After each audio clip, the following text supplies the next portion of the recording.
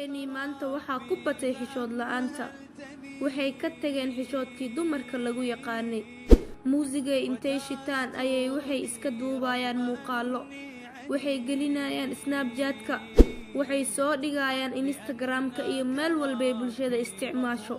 Ayagoo waliba cawradoodii ay qaawan tahay. Subxaanallah. Waxay ku tartamayaan ay iskugu faanayaan xumaanta. walaashaydii xumaanta ma ahan wax lagu tartamo ama wax lagu faano.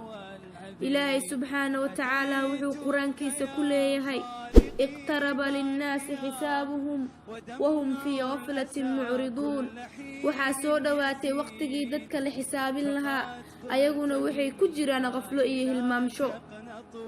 walaashaydii ogow waxaa soo dhawaatay waqtigii dadka la abaalmarin lahaa. waxaa soo dhawaatay waqtigii Allah subxaanahu wa ta'aala la hor istaagi lahaa. dadka maanta xumaanta kugu taageeraya ee ku sacbatumaayo oo ku leh hore u soco, wallaahi biri waxba kuuma tari karaan. qabriga kula geli maayaan oo su'aalaha kaaga jawaabi maayaan. aan dib u soo celino xishoodkii nagula yaqaanay. aan dib u soo celino edabtii iyo akhlaaqdii dumarka lagu yaqaanay. waxaan Allah subxaanahu wa ta'aala weydiisanaynaa inuu inoo soo hanuuniyo gabdhaheena dhammaantood. waxaan kaloo Allah subxaanahu wa ta'aala warsanaynaa inuu naga dhigo min alladhiina yastamicuuna alqawla fayattabicuuna axsanah, kuwa markay warka dhageystaan ka qaata kiisa wanaagsan.